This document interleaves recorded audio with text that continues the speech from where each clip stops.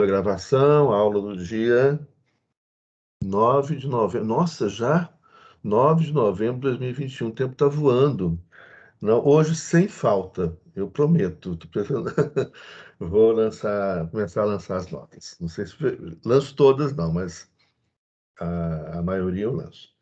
Bom, então, vamos lá. Nós estamos falando ontem sobre os sistemas de governo, né? Comentamos, então, sobre o sistema semipresidencial francês, né? Então, fizemos uma aula sobre o sistema semipresidencial, com muito detalhe histórico, etc., sua formação, né? Os seus problemas no funcionamento, as variações desse sistema, que é um sistema que, como a gente disse, mistura o parlamentarismo com o presidencialismo. Hoje vamos ver o sistema diretorial, que a gente fecha, acredito eu, né, rapidamente, e já iniciamos, então, a organização territorial do Estado, fechando, então, a matéria prevista para né, para essa disciplina nesse semestre. Bom, então, voltamos àqueles desenhozinhos, né, que eu fiz. Isso tem mais valor histórico, gente, do que de colocar slide. Vocês não acham, não? Colocar assim o desenho do professor no papel. Sim. Dá para entender Então, bem, dá para entender bem. pois é, uma coisa boa, viu?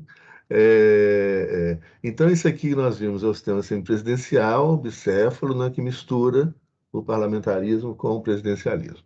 Isso aqui é o sistema diretorial. Bom, o sistema diretorial, então, também é um sistema criado na França revolucionária, no período da Revolução Francesa, que foi experimentado na França também, mas, obviamente, um período muito conturbado, né, de muita violência, de muita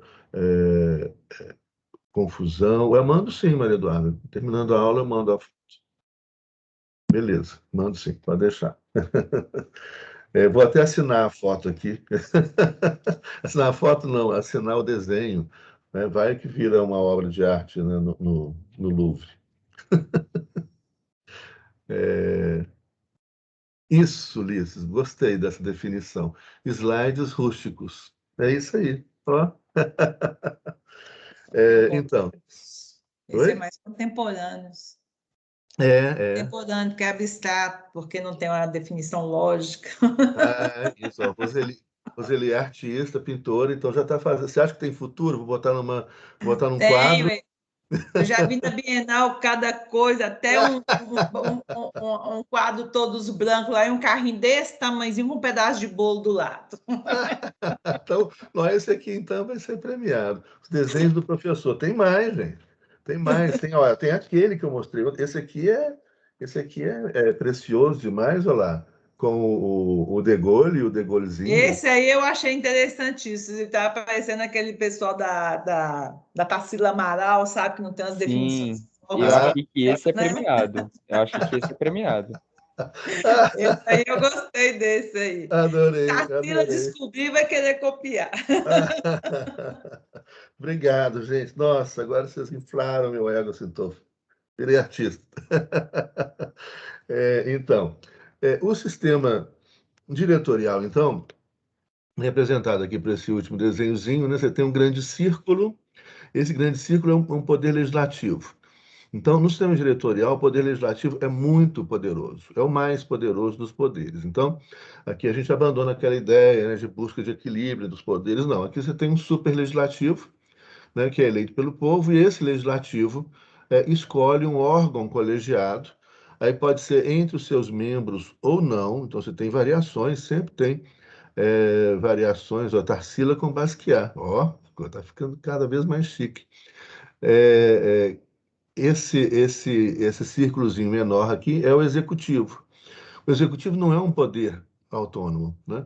É um órgão dentro do legislativo.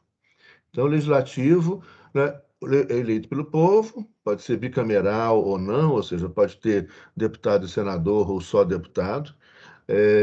Nós vamos estudar dois casos aqui, que é o caso suíço e o caso cubano. Então, você tem esse superlegislativo, esse legislativo escolhe um órgão colegiado que é o diretório, né, que é o executivo. Esse executivo é colegiado e age de forma colegiada e está subordinado à vontade do legislativo. E existe um judiciário autônomo, mas que não tem a importância que tem, por exemplo, no sistema presidencial, né, e principalmente no sistema presidencial norte-americano e no brasileiro, né, onde a gente tem visto também uma participação ativa, né, do Supremo Tribunal Federal no Brasil, como esse órgão de cúpula aí do judiciário, como órgão de soberania. Sim, é o sistema diretorial, então é um sistema que é adotado, mas sempre tem variações, claro, né? Então, isso aqui é uma engrenagem essencial aí do funcionamento do sistema. É adotado hoje, foi criado na França, adotado pela Suíça desde o século XVIII até os dias de hoje, né? A Suíça tem uma grande reforma constitucional no início desse século que mantém o sistema diretorial funcionando. Adotado em Cuba, adotado na China hoje. Mas ele foi um sistema, como ontem a gente estava conversando, e você pontuou, Lucas, né, amplamente adotado nos estados socialistas, né, de socialismo real. Né? Então, depois eu vou comentar isso também. Então, primeiro entender as linhas gerais, depois a gente vê as variações que vão existir, né, nesses sistemas. Né? Lembrando sempre uma coisa que a gente falou no início, quando a gente começou a comentar essa matéria, né, que esses sistemas todos são sistemas, são mecanismos, engrenagens, né, legislativas, constitucionais, institucionais, para servir a uma ideia de democracia. Essa ideia de democracia ela vai variar muito de tempo para tempo, de lugar para lugar, democracia pluripartidária, democracia consensual, democracia, um monte de experimentos e perspectivas democráticas. E também esses sistemas estão sempre sujeitos a distorções autoritárias. Né? A gente viveu no Brasil um presidencialismo super autoritário na época da ditadura de 64. Né? Um parlamentarismo, né, ou distorções de um parlamentarismo autoritário na Itália de Berlusconi, por exemplo, né? Então, o semipresidencialismo que a gente viu, as distorções do semipresidencialismo, né, na própria França, na Rússia ou na Venezuela, né? Então, é uma coisa importante. Esses são sistemas legais, constitucionais, estruturados para servir à democracia representativa, mas a sua adoção e a sua existência em leis e na Constituição, né, não significa necessariamente que você tenha ali uma grande democracia em funcionamento e que há variações também nesses mecanismos democráticos. Tá? Então, isso é muito importante da gente pensar, não é por ter uma Constituição que a Constituição é efetiva. Né? Você pode ter uma Constituição linda, maravilhosa, mas ela não é efetivada, né, na realidade. Ela não é concretizada. Não, não, Maria Eduarda, eu vou explicar agora. Não tem, no sistema diretorial, o governo é sempre coletivo.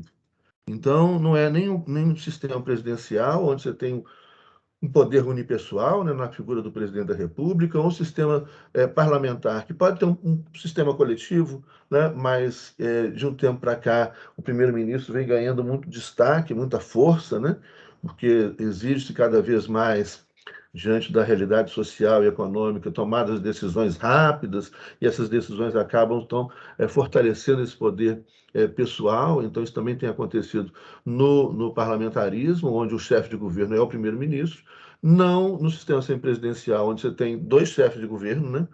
E dois chefes de Estado também. Os dois compartilham, né? O primeiro-ministro e o presidente. É uma mistura do parlamentarismo e do presidencialismo. Aqui no sistema diretorial, o governo é sempre coletivo. Né? É um órgão coletivo que toma sempre decisões coletivas. Por exemplo, uma curiosidade que tem na China e que pouca gente sabe, né? Porque a gente tem muito pouca informação sobre a China. Né? Mas, por exemplo, a China tem um diretório, né, grande, com muita gente, e dentro desse diretório tem um órgão de execução que são 6 membros, que o Xi Jinping faz parte. Geralmente a gente só ouve falar em Xi Jinping, Xi Jinping, Xi Jinping, e acha que ele é um ditador, né? Mas ele tem esse preconceito pelo desconhecimento. Não é, né? Ele não toma nenhuma decisão sozinho. Então, uma coisa que é muito interessante, todas as decisões, para esse colegiado menor, são 6 membros, todas as decisões têm que ser unânimes, ou então a decisão não é tomada. Ele não toma nenhuma decisão sozinho. E essa decisão que é tomada, né, é subordinada a um coletivo maior, que é tipo um conselho de Estado, que é subordinado ao parlamento, que é eleito pelo povo. Então você tem quem é o superpoder na China, na Suíça, em Cuba, é o parlamento. né, é um poder coletivo. Então, não tem, no caso de Cuba, por exemplo, o atual presidente de Cuba, o Miguel Díaz-Canel, ele não toma, toda decisão que ele toma pode ser imediatamente revista pelo parlamento. O parlamento pode intervir em todas as decisões do presidente da República. Então, o poder do presidente em Cuba é muito fraco, muito frágil, né? Não é uma ditadura também, como o senso comum mostra. Mas aí, o que eu avisei no início da matéria, assim, tem muitas distorções, porque a gente está no mundo em conflito, né? A Guerra Fria acabou, mas a gente tem uma outra Guerra Fria aí. Então, um lado fica sempre desmoralizando o outro lado, e com isso as pessoas perdem em informação, né? Em conhecimento da realidade, que são realidades distintas, complexas, né? Como a gente vem discutindo muito no decorrer desse semestre. Mas vamos começar então aqui o sistema diretorial pela Suíça. Depois eu comento o caso cubano e não vou comentar o caso chinês, porque eu sei ainda muito pouco. Cada dia que passa eu estou estudando mais, estou conhecendo cada vez mais, mas não dá ainda para falar de forma confortável como dá para falar sobre o sistema suíço, o sistema cubano, sistemas que eu pude ver funcionando, né? Tive estudando a bolsa de doutorado na Suíça durante alguns meses, né? E fiquei em Genebra, mas fui a Berna, né? Que é a capital política, né, a Zurique também, e outras cidades. Você via funcionando esse sistema, estudei esse sistema funcionando lá, e também tive já 4 vezes em Cuba, onde eu fui dar aula, né, para a graduação, para o mestrado e para o doutorado, onde também vi funcionando, né, e levei até meus filhos para verem funcionando o sistema político cubano, em loco, né, na reunião, que começa lá nos bairros, etc., que é uma ampla participação popular. Então, posso falar desses dois que eu conheço bem e vi, né, funcionando, além de estudar muito o seu funcionamento. O caso de Cuba tem uma Constituição nova, que é uma Constituição de 2019, que mantém o sistema diretorial, né? A grande mudança da Constituição cubana de 2019 é ao reconhecimento da propriedade privada. Então, hoje, os cubanos podem ter os seus pequenos negócios, microempresas, né? Podem ser proprietários de negócios, porque antes não, era tudo do Estado ou da coletividade, dentro da lógica do sistema econômico socialista. Hoje não, Cuba vai caminhando para um sistema econômico próximo ao sistema que está funcionando bem na China ou no Vietnã, né? Que é um sistema híbrido, complexo, que não cabe dentro dos conceitos, como a gente já mencionou, dentro dos conceitos clássicos do século XIX, do século XX, nem de capitalismo liberal, nem de capitalismo conservador, nem de socialismo, né? E comunismo não é de jeito nenhum, que a gente já falou, porque comunismo é o fim do Estado, né? É o fim do poder. Então, uma coisa que a gente tem que colocar dentro da cabecinha. Olha, China e Cuba são países administrados pelo Partido Comunista, assim como o Vietnã, mas não são comunistas, porque o comunismo é o fim do Estado. E você tem ali estados muito fortes, tanto em Cuba, como China e como no Vietnã. Tá bom? Então, pelo amor de Deus, né, não caio nessa coisinha, né, simplificadora e ridícula aí de comunista, comunista. Então, o comunismo é o fim do Estado, é o fim do poder, é o fim da hierarquia. É uma sociedade de pessoas absolutamente livres, sem Estado, sem poder, sem patrão, sem empregado, sem capital, né, sem hierarquia. Isso é que significa o comunismo. Os partidos comunistas vão buscar a construção do comunismo por vias distintas e muitas vezes se perdem nessas vias, né, que gera, por exemplo, o autoritarismo, como a gente conhece casos na história, na Albânia, na Romênia, etc., né? Então, enfim, é importante entender isso. Todos os sistemas, e aí, principalmente, uma coisa é o sistema econômico, gente, né? Outra coisa é o sistema político. E você pode ter sistemas políticos autoritários com qualquer sistema econômico, seja o socialismo, seja o capitalismo. Como você pode ter sistemas políticos democráticos com qualquer sistema econômico, seja socialista ou seja capitalista, nas suas imensas variações. Então, vamos agregar complexidade, vamos entender esses negócios, as coisas não são, né, tão simples como são postas aí no senso comum, nas fake news, no WhatsApp, no Facebook, né, e etc. Tá? Inclusive, outra coisa importante, já mencionei, economia de mercado livre não é necessariamente uma economia de mercado capitalista. Inclusive, quando surge o capitalismo, né, a economia de mercado, muitas vezes com os monopólios, com a concentração econômica, a economia de mercado livre é comprometida. Ou seja, o capitalismo tem acabado com a economia de mercado livre, e não o contrário. Não é que a economia de mercado livre seja necessariamente capitalista, ela não é, né? E ela existe há séculos, há séculos, há séculos. Né? A economia de mercado capitalista, ela em muitos casos, e hoje em dia, né, de forma geral, com o neoliberalismo, ela acaba, né, com a liberdade econômica, porque você tem meia dúzia de empresas que mandam em tudo. Né? Então você não tem mercado livre. Mas você não pode exercer sua livre iniciativa nos vários setores, né, onde pode ter o mercado, onde poderia ter mercado livre. Então, também, pelo amor de Deus, né, não caia nessas conversas idiotas, superficiais e ilógicas, porque é só pensar um pouquinho, vocês vão descobrir o que eu estou falando. É só observar e pensar, e vocês vão descobrir o que eu estou falando. Hoje, a economia de mercado deixou de ser livre por causa do capitalismo. Bom, exatamente, Lucas. Empresas de ônibus, os postos de gasolina, formação de monopólios, oligopólios, né, de controle de preços, né, tudo isso. Né? E aí vai, de empresas de ônibus no Brasil para fábricas de pneus, né, de automóveis cada vez mais concentradas, né? E tudo. A indústria cinematográfica cada vez mais concentrada, está tudo concentrando. Ou seja, o mercado livre acabou. E acabou por causa do capitalismo. Né? Ou seja, da concentração, da ganância, da concentração econômica, né? E de burlar as regras liberais, que não existe mais. Liberalismo não existe mais também, gente. Mas a gente já falou muito sobre isso. Voltemos aqui, para variar, o professor Zé Luiz está, né, viajando na maionese aqui. Voltemos, então, para essa ideia aqui. Um judiciário autônomo, concursado, né, um grande poder legislativo e um executivo colegiado, subordinado e escolhido pelo legislativo, que, por sua vez, é escolhido pelo povo. Bom, como é que funciona isso na Suíça? Aqui eu vou contar rapidamente a história da Suíça, como funciona, por curiosidade, que eu acho que é uma questão interessante, embora isso que eu vou falar aqui agora é a Suíça, é o sistema político suíço do século XX. No século XXI, isso tudo está sendo desmontado. Né? E aí, outra coisa importante lembrar, no século XXI está tudo em crise. Tudo em crise. O mundo que a gente conhece está em crise. Então, a gente está num momento, que a gente já falou muito, que é um momento de ruptura, um momento de passagem. Né? O sistema mundo colonial moderno vai chegando ao seu fim, esses sistemas de governo, esse sistema econômico, tudo isso aí está falido. Então, eu queria dar essa notícia triste, assim, no final do semestre, né? Mas tudo isso está em mudança. Então, por isso que é muito importante vocês estudarem, entenderem como é que funciona tudo isso, porque vocês é que vão construir o novo, o absolutamente novo. Então, vocês precisam conhecer o que não funcionou, o que funcionou mais ou menos, o que funcionou muito bem durante algum tempo, mas depois acabou por outros fatores. Né? Ou seja, nós estamos num mundo que está acabando, né? Mas está acabando não o fim do mundo, talvez também esteja, né? Mas isso é outra conversa, na questão ambiental. Mas assim, nós estamos falando do sistema mundo, né? Nós estamos de uma passagem de um paradigma, de uma forma de funcionamento do mundo, né? Para uma outra forma que ainda não foi construída. Né? Então a gente está nessa transição. O velho acabou, mas o novo ainda não apareceu.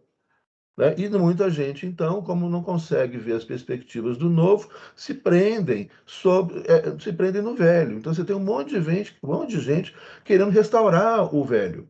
Né? Então você tem um monte de discursos do século XIX entre nós. Né? É isso que é muito importante vocês tomarem consciência. Desapega. Né? A gente tem que conhecer como é que funcionou, por que deu errado, o que aconteceu, é o que a gente está debatendo aqui agora, né? Para que nós possamos juntos, né, juntas, né, inclusive construir uma nova gramática, porque a língua nos permite, para que nós possamos juntas, né, construir um outro, né, uma outra realidade, outros sistemas políticos criativos, outros sistemas econômicos, uma vez que isso aí, o que foi experimentado, né, no século XIX, deu errado, no século XIX e XX deu errado. Né? A economia socialista ou a economia capitalista, o capitalismo liberal, o capitalismo conservador, né? As formas de economia social, todas elas faliram, gente. E aí não adianta chorar, não adianta se apegar, desapega, né? Desapega. E para desapegar tem que estudar, entender e falar, ó, vamos construir outro negócio. Que não seja essa coisa aí do século XIX, do século XX, ou que não seja esse sistema colonial, mundo, né, dos últimos 500 anos, que chegou ao fim. Bom, então, lembrando aqui o caso suíço, que é um sistema lindo, maravilhoso, que vai hoje tendo crise também, né? Me lembrando também que a Suíça, que eu vou explicar aqui, vocês vão achar lindo, né? É um reloginho suíço. A Suíça é maravilhosa. É o maior PIB per capita do planeta, né? As pessoas vivem muito bem, as pessoas são muito politizadas, as pessoas estudam, têm saúde, educação, moram bem, todo mundo é de classe média, né? Classe média média, classe média alta, você tem uma vida boa para eles, para eles. A Suíça tem uma história que sempre recebeu bem os imigrantes, mas ultimamente não está mais recebendo bem os imigrantes. Então, tem crescido movimentos políticos na Suíça nazistas. Nazistas, naquele paísinho bonitinho, com aquele povo super educadinho, né? Tem aí. Por quê? Porque vão chegando muitos imigrantes, porque a crise ela é global e a Suíça tentou se isolar do mundo. A Suíça é um país neutro, né? Vocês vão saber, vão lembrar disso também. A Suíça não integra nenhum coletivo, ou seja, nenhum sistema, não integra a ONU. A Suíça não faz parte da ONU, a Suíça não faz parte da OTAN, a Suíça não faz parte da União Europeia, a Suíça não faz parte de nada, como a Áustria também, pós-Segunda Guerra Mundial. A Suíça antes. A Suíça nunca fez e nunca quis fazer parte. Eles queriam viver na deles. Ó, deixa a gente em paz aqui e a gente vai viver na nossa. Só que eles vão criar esse país rico, bonito, né, com uma democracia de ponta para eles, né, mas vivendo a partir da riqueza dos outros. Então vamos lembrar outra coisa também, vocês já sabem que não é novidade, a Suíça, né, a grande riqueza que construiu esse maior PIB per capita, né, os bancos, né, principalmente em Zurique, os bancos que têm dinheiro de ladrões do mundo inteiro, né? Então são reis, rainhas, né, empresários, políticos, que mandam o seu dinheiro para lá. É, é, Como, Maria? Eu não entendi. Se a pessoa for rica, eles recebem bem. Eu não entendi a pergunta. O Paulo Freire é um escritor de sucesso, né? É Oi, um professor. entre. O que eu quis dizer é que a Suíça, como é um país que na primeira vista tudo é riqueza, é dinheiro, se você quiser emigrar e for rico, tiver muito dinheiro para trazer para cá, venha, né? Como, por Ah, exemplo, Paulo sim, Coelho, o escritor exatamente. nosso, É, milionário, sei lá que nível de riqueza que migrou para lá, vive como um rei e é sim. extremamente bem recebido e cada um na sua. Exatamente. Bom, gente, Maria Aparecida, é o seguinte: com dinheiro, todo mundo é bem recebido.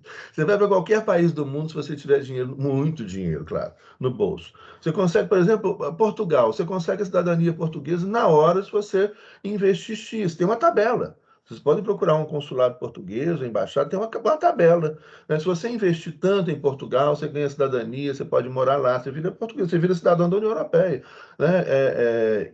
Enfim, com dinheiro, né, você vai. Os Estados Unidos tem um green card, você com dinheiro, né, o rico é sempre bem recebido. E, inclusive na Suíça, que, aliás, vive justamente do dinheiro dos outros. Né? Isso é o dinheiro que esses reis, rainhas, sheiks, chefes de Estado corruptos, né, empresários corruptos, etc., esse dinheiro que esse povo esconde lá na Suíça. Né? E hoje esconde em outros lugares, em outros paraísos fiscais, em offshores. Né? Então, esses caras que têm muita grana, a porta está aberta para eles, né, em qualquer lugar no mundo, seja na China, seja na Suíça, seja nos Estados Unidos, seja na Rússia, seja na Índia, com dinheiro é bem-vindo. Agora, sem dinheiro, aí se põe para correr na hora. Chegou, Professor, desembarcou, embarcou no dia seguinte. Diga. mas como que funciona, só de curiosidade? Vamos supor, se eu abrir uma conta na Suíça e colocar muito dinheiro lá, eu tenho que pagar uma taxa, assim, para o país, no caso, para o banco? Todo banco cobra o funcionamento. Eu não sei como é que funciona os bancos suíços, não. Eles mudaram, inclusive, o funcionamento recentemente, porque antes você colocava o dinheiro lá, a conta era numerada, não tinha o nome, não tinha identificação da pessoa, isso era o grande segredo. Né? Agora já há identificação. Então, muita gente vai correndo para outros lugares, outros paraísos fiscais, etc. E principalmente o que vai funcionar para você, é que as pessoas vão deixar o dinheiro lá, ou a riqueza lá, né? Então, esse dinheiro ele faz circular para outras coisas. né? Como todo banco faz. Você coloca seu dinheiro no banco, o seu dinheiro não está no banco parado, né? O banco vai usar seu dinheiro para emprestar e ganhar, enquanto ele te paga lá 1%, 0,5%, né, de juros, o banco cobra 16% ao mês, emprestando o seu dinheiro. Né? Hoje você tem operações cada vez mais complexas, aí eu não entendo, são matemáticos, tem grandes matemáticos indianos, né, chineses, norte-americanos, que fazem essas operações complexas, assim, que fazem cada vez mais o sistema financeiro se ganhar mais, né, ficar cada vez mais rico, os bancos, então, ficarem cada vez mais ricos. Então, você tem sistemas, eu já estudei, mas não sei explicar mais não, eu estudei na época da crise de 2008, para entender aquela crise de 2008, eu estudei, assim, mas não é minha área, não é assim, e eu não guardei para explicar, não, mas assim, mas hoje você tem até documentários que explicam, né, o funcionamento desses sistemas de uma forma clara, assim, interessante. Mas o segredo é esse, é que o dinheiro está lá e eles vão usar esse dinheiro para outras coisas. Né? E esse dinheiro está lá porque ele não está em outros lugares, porque esse dinheiro não é identificado, como vai ser na grande maioria dos países quando você abre uma conta bancária. Né? Lá não, né? É números. E hoje você tem outros pequenos lugares, né? Pequenas ilhas Seychelles, né? Outros lugares ali, tem uma ilha ali na Jersey, né? Outros lugares são paraísos fiscais, ou são lugares onde você pode colocar o seu dinheiro, né? E não vai ser perturbado, não vai ser identificado, etc. Então, esse é o jogo. Né? E a questão é que os suíços fizeram. Além disso, os suíços têm muita tecnologia, né, para exportação, né, ouro, embora não tenha ouro lá, né, chocolate, embora não tenha cacau lá. Né? Aí você compra um chocolate suíço, eles fabricam muita coisa também que significa entrada de recursos, exportação, etc. Mas o principal, né, disparado, são os bancos. Né? Bom, eu prometo que vou estudar isso aí depois para poder falar como é que explica. Mas não é uma área que eu goste é, muito, não, né? Entrou matemática, assim, já me dá meio desespero. Mas, mas é necessária, né? Fundamental. Inclusive o raciocínio lógico. Né? Isso aqui, então, o que é isso aqui? Isso aqui é o sistema diretorial suíço. Vocês vão olhar assim e falam, nossa, essa aqui é a grande obra do professor, não dá para entender nada que está aí.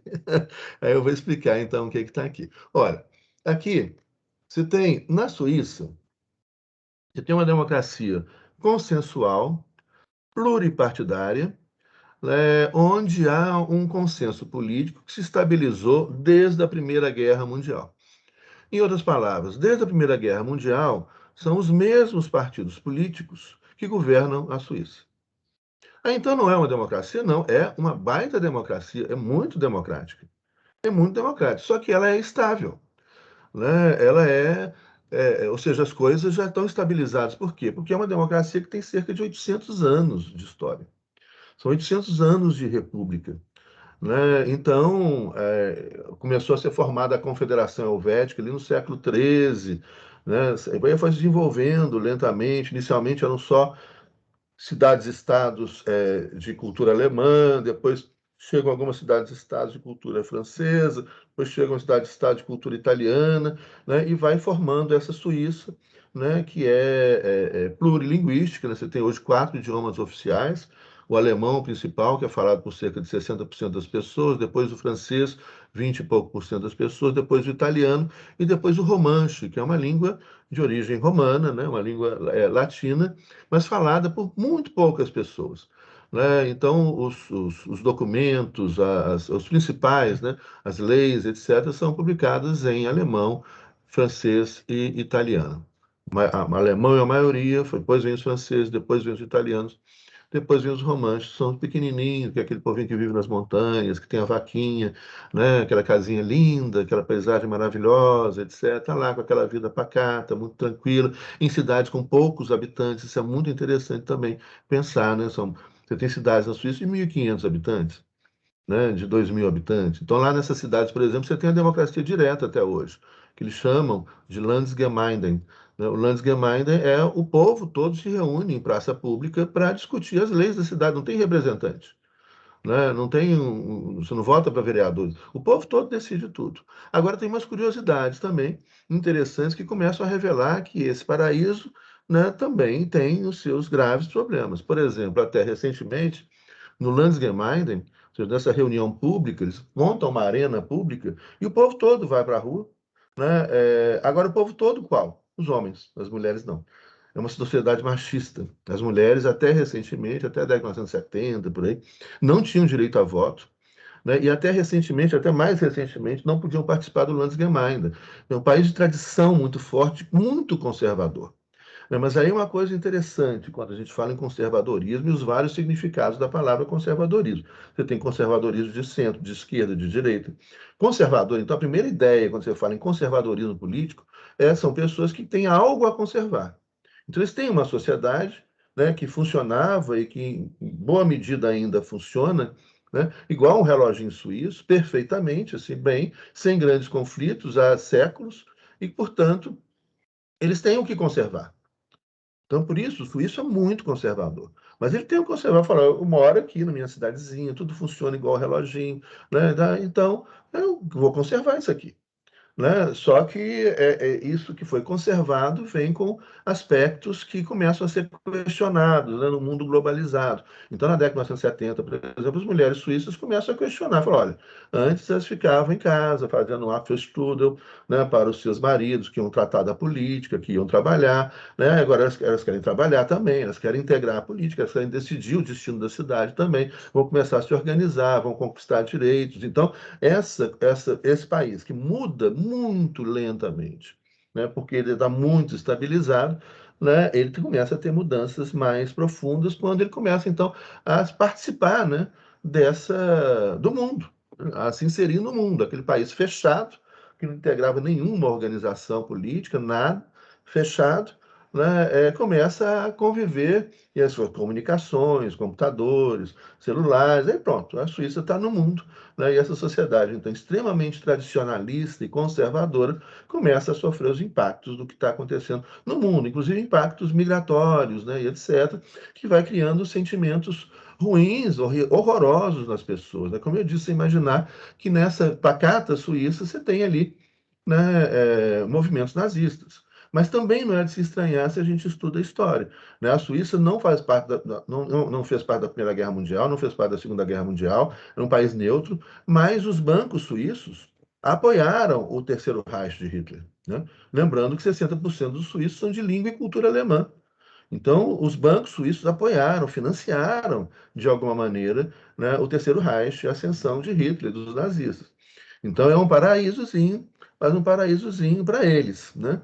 Não, não vai querer se meter, né, neles, que aí, hoje em dia, então, você não vai ser, né, bem recebido de jeito nenhum. Quando a imigração era menor, né, a Suíça tinha uma tradição, né, a Suíça é sede de organizações internacionais, né, é a segunda sede principal da ONU, né, a primeira em Nova York, a segunda é na Suíça. Eu estudei lá, né, na biblioteca da ONU na Suíça. Nossa, uma coisa espetacular. Eu estudei na Faculdade de Genebra também, na Suíça. São coisas espetaculares, mas você vai também, aí você vai reparando, na época, é, a minha origem é do direito econômico, então a minha origem está lá também na economia, embora hoje eu esteja muito mais na filosofia, né, e na psicanálise do que na economia. Já foi minha época, os livros de economia estão mais escondidos ali, mas já foi essa época. Mas quando eu fui estudar, era uma tese em direito econômico, lá. E aí você começa a reparar algumas coisas, né? Tem a sede do Fundo Monetário Internacional. A principal é Washington, depois está na Suíça. Da ONU, a principal é Nova York, depois está na Suíça. É, e aí vai da Organização Mundial do Comércio, né? Suíça.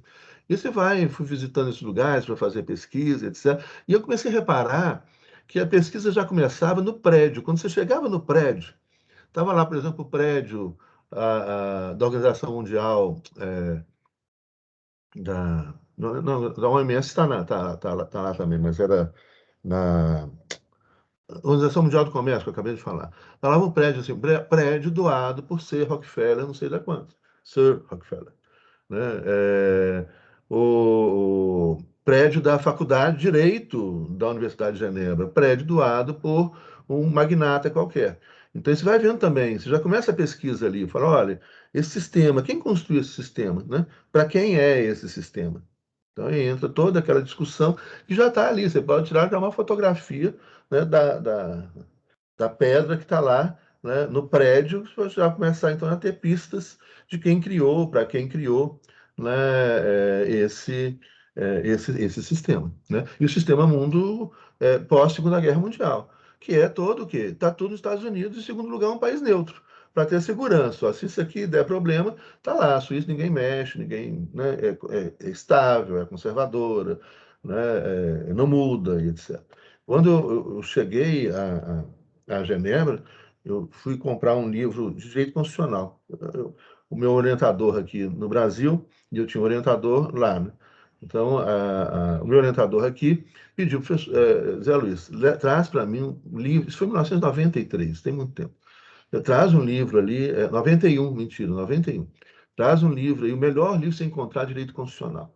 Aí eu cheguei lá na livraria, perguntei para o cara, falei, eu quero que você considera, o que você tem aí de direito, livro de direito constitucional, tratado de direito constitucional, qual que é considerado o melhor, qual que é o mais vendido, etc. Aí o cara foi lá, pegou 2 volumes grossos, assim, de direito constitucional, né? E a edição do livro, isso era em 1991, a edição do livro é de 1969.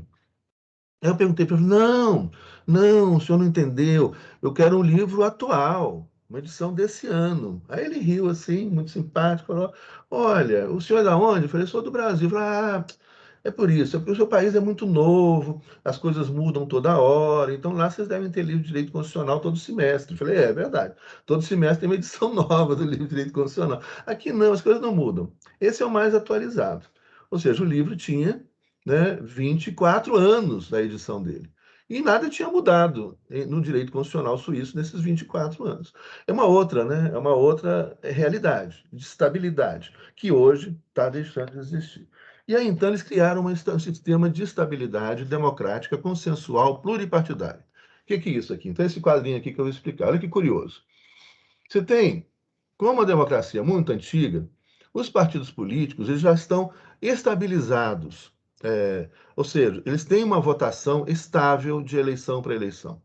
Você tem muita gente que é filiada aos partidos políticos, é um povo muito politizado, né? E aí, então, partido político lá é mais ou menos aqui clube de futebol. Assim. Você tem, eu virei cruzeirense porque tem uma história na minha vida que me levou a ser cruzeirense. Né? Meu pai era atleticano, mas meu pai é gaúcho, então o time dele mesmo, de verdade, era o Inter. Né? Então eu era o Inter lá, mas aqui a minha irmã era cruzeirense, aí me levou ao Mineirão, o Cruzeiro só a vitória, aquele time de Tostão, Piazza, né? Maravilhoso. Aí comecei a torcer para o Cruzeiro.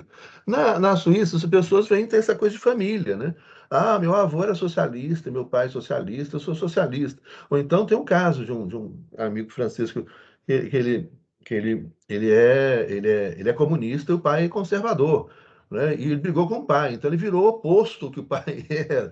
Mas tem essas coisas assim, que são muito tradicionais também. Então, os partidos são muito estáveis, porque as pessoas estão lá nos partidos, discutindo. Agora, isso também está diminuindo hoje, as novas gerações já não são mais assim. Está mudando tudo, gente. Então, e com isso você tem essas posições. Aqui você tem os 4 principais partidos políticos que governaram a Suíça no século XX, de 1914 até o final do século XX e início do século XXI. O primeiro aqui é o Partido Socialista, que tem em torno de 25% dos votos.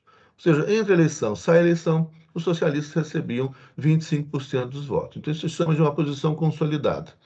Às vezes aumenta, né, mas nunca vem menos do que isso. Ou quando vem menos, é um pouco menos. Então, isso aqui é a posição consolidada, é o mínimo que o partido tem. Né? Mas tem determinado momento que ele cresce mais. Aqui, o Partido Democrata Cristão. Então, PS de centro-esquerda, o PDC de centro-direita, Partido Democrata Cristão. Ele tem também em torno de 25% de posição consolidada, tinha. Né? Então, entrava a eleição, saía a eleição, ele tinha esse 25%. Mas aqui, representando a esquerda, aqui a direita, tinha momentos que a esquerda crescia, né? Tinha momentos que a direita crescia. E você tem depois o Partido Radical, que tem em torno de 20% de posição consolidada, de votos, que é um partido radicalmente de centro. Né? E o Partido Agrário, que é um partido aí que é menor, mas que tem em torno de 10% de posição consolidada, e aí sobrou 20%. E esses 20% que sobraram é o percentual que geralmente migra de eleição para eleição. Então, no momento agora, a gente está mais para políticas de esquerda. Então, vamos botar um sujeito de... Não vamos botar um sujeito de esquerda no poder, não. Mas já vou explicar isso aqui. Então, agora o voto vai mais para a esquerda. Então, tem uma sinalização da população mais para a esquerda no parlamento. Né?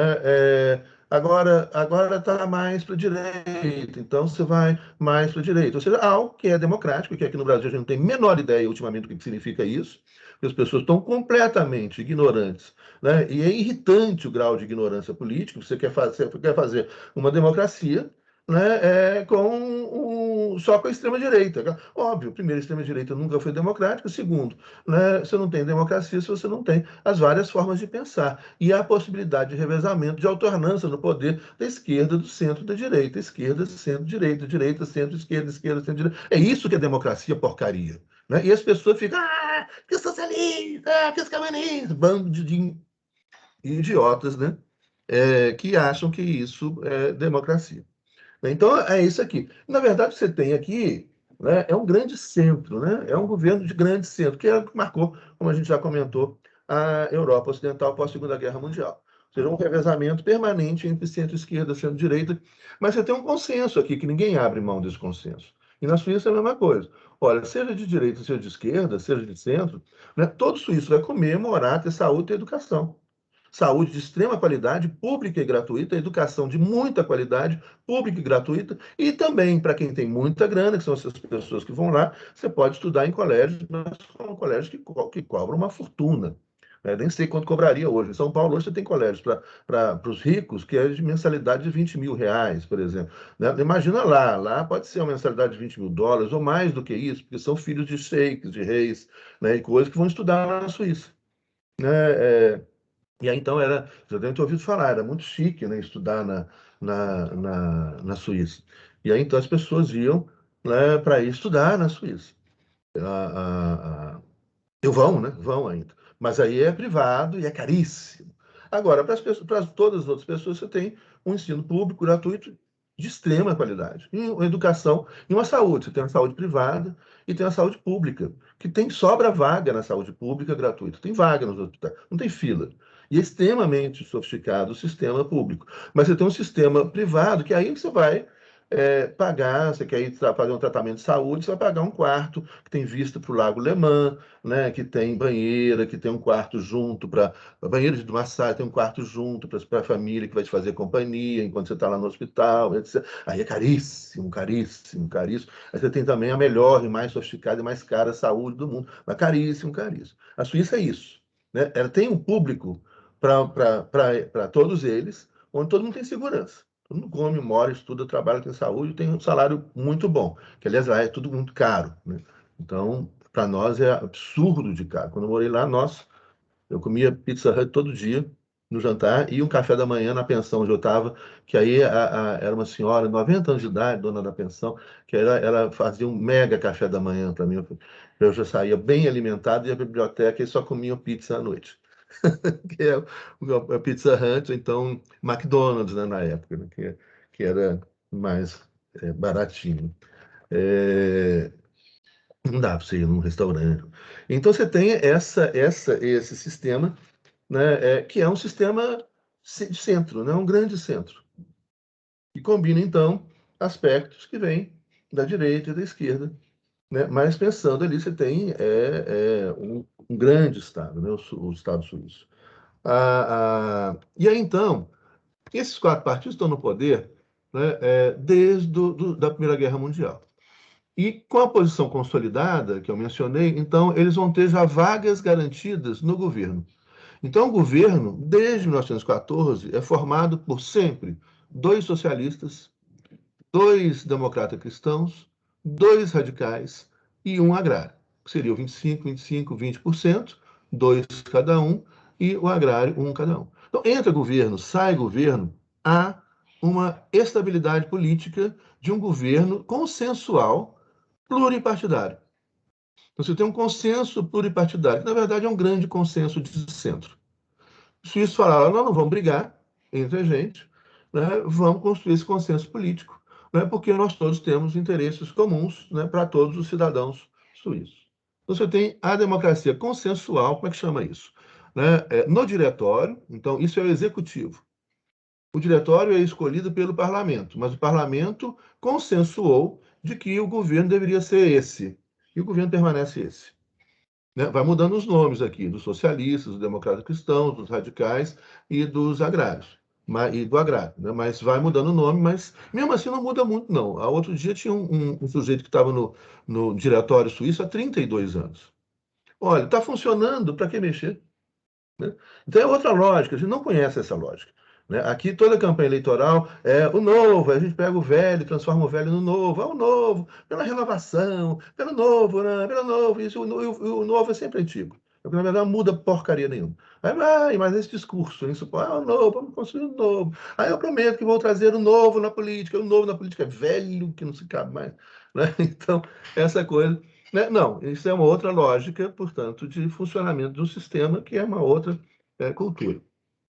E aqui, então, né, a segundo consenso. Então, isso é, né, o diretório, é o executivo, que tem 7 membros, não tem um chefe, então os 7 membros têm que decidir, né, coletivamente, construir consensos entre eles, consensos dialógicos, tem dialogar, conversar, abrir mão de um monte de coisa para que todo mundo possa ganhar sempre. Né? Então é consenso, diálogo.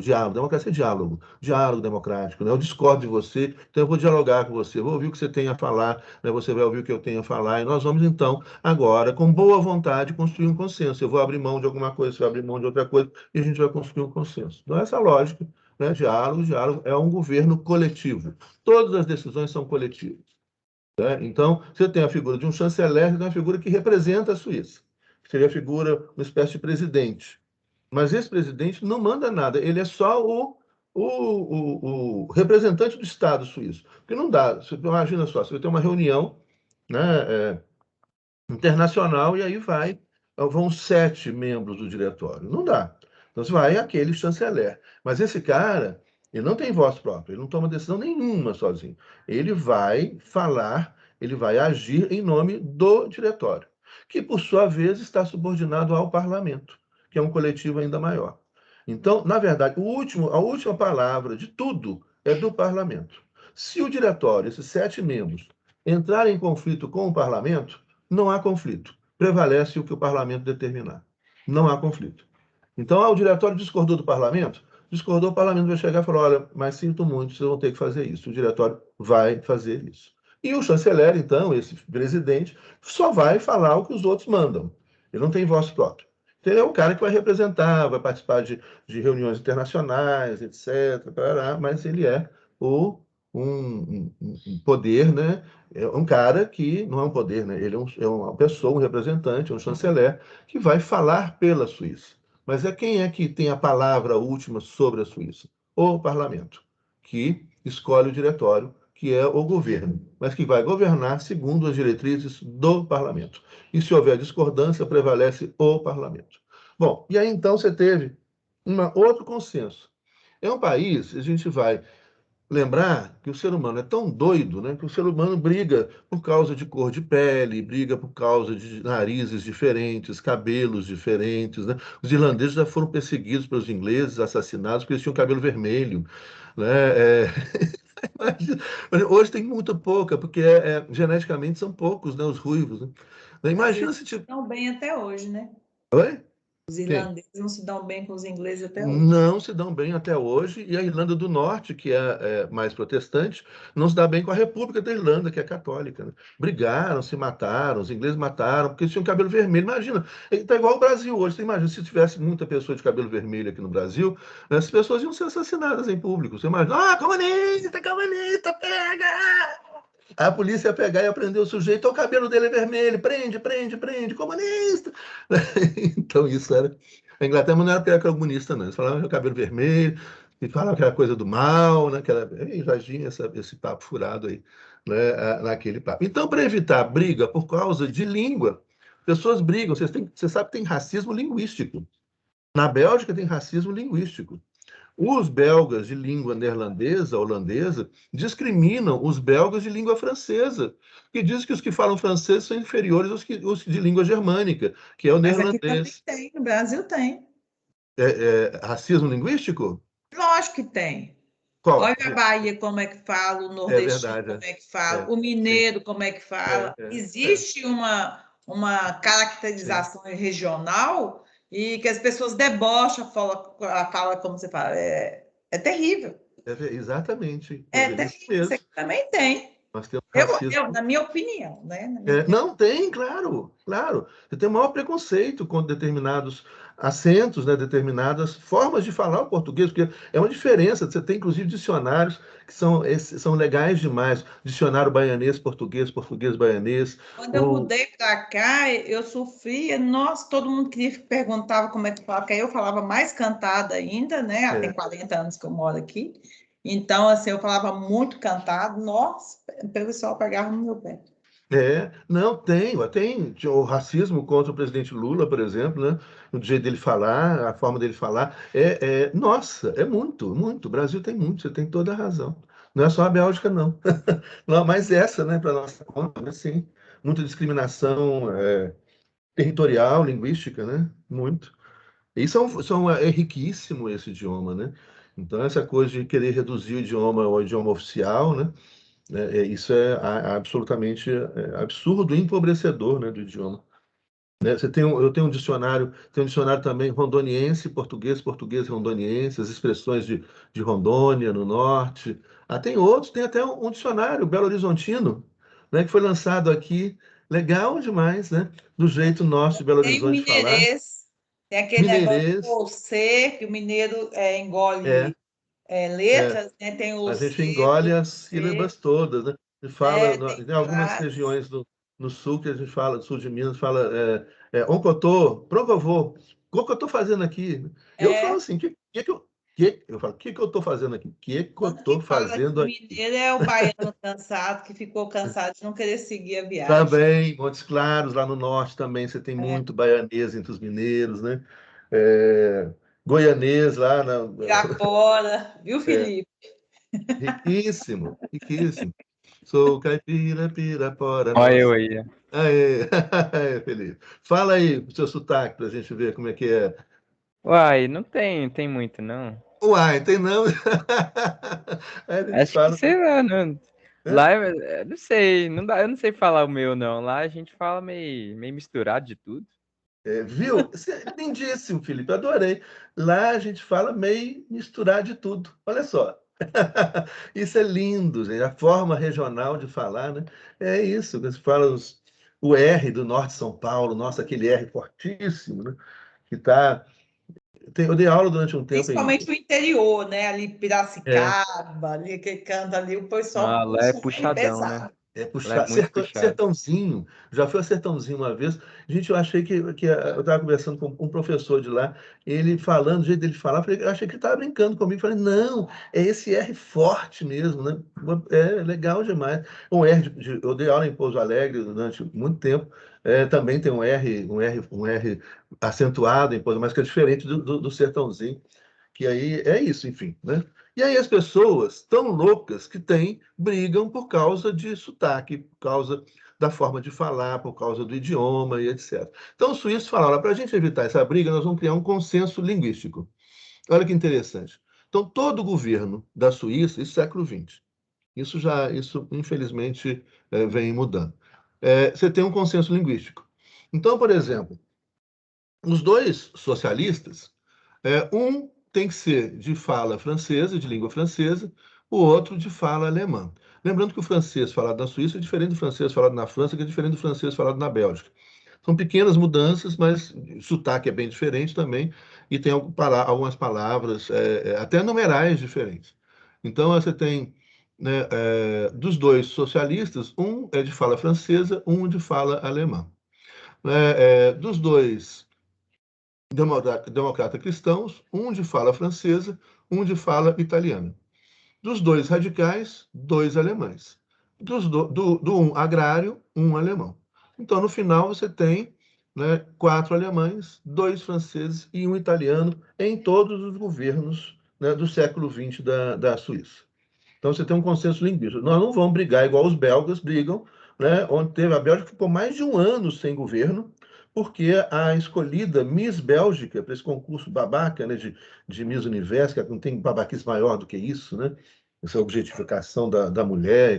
A Miss Bélgica ganhou o concurso em Flandres, né? Ela era de língua francesa e não sabia falar holandês. Aí os caras começaram a brigar, e a briga foi no governo, e aí começou um governo bilíngue, também começou a brigar, e eles ficaram sem governo mais de um ano, né?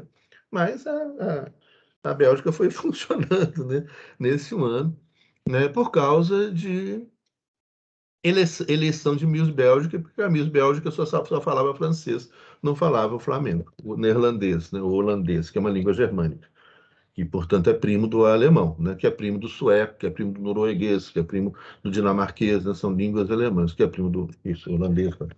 Então, aqui você tem o consenso linguístico. E, por fim, você tinha um terceiro consenso, que é o consenso religioso.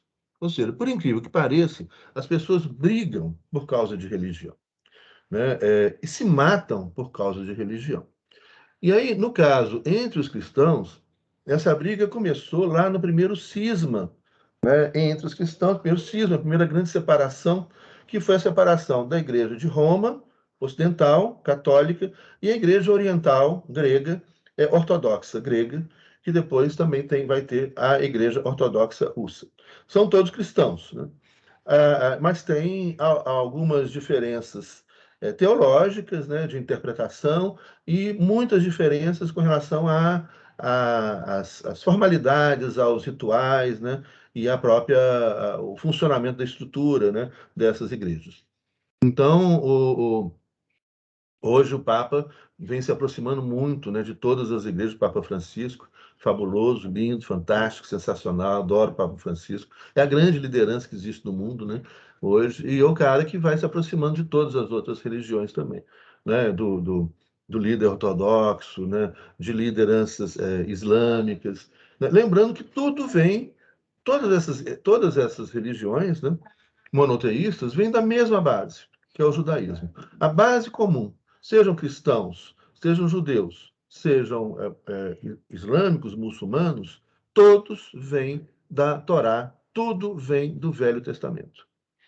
Toda a teologia monoteísta, seja islâmica, seja cristã, ou seja, de várias religiões cristãs, né? E o cristianismo se fragmentou muito, mas o islamismo também é bem fragmentado, né? Da, da, principalmente entre, e do judaísmo, que também tem uma fragmentação, mas não tão grande, mas você tem linhas diferentes, né, teológicas diferentes, mas a base de tudo é o judaísmo. Por quê? Porque Jesus Cristo era judeu, e era um muito bom judeu. Ele conhecia profundamente as Escrituras, né, e a Torá, que entre nós é chamado de Velho Testamento, com alguns textos e contradições, traduções diferentes, ou com alguns textos diferentes da Torá. Mas a base do Velho Testamento é a Torá, principalmente, grandemente. E Jesus era um grande, né, judeu, né, um cara estudioso, né, um bom judeu, e que vai, então, dialogar, né, com os sábios, né, do judaísmo e etc. Então, essa briga, essa fragmentação, né, começa, então, a primeira fragmentação entre o cristianismo e o judaísmo. Se afastam, e aí dentro do cristianismo começa também a fragmentação.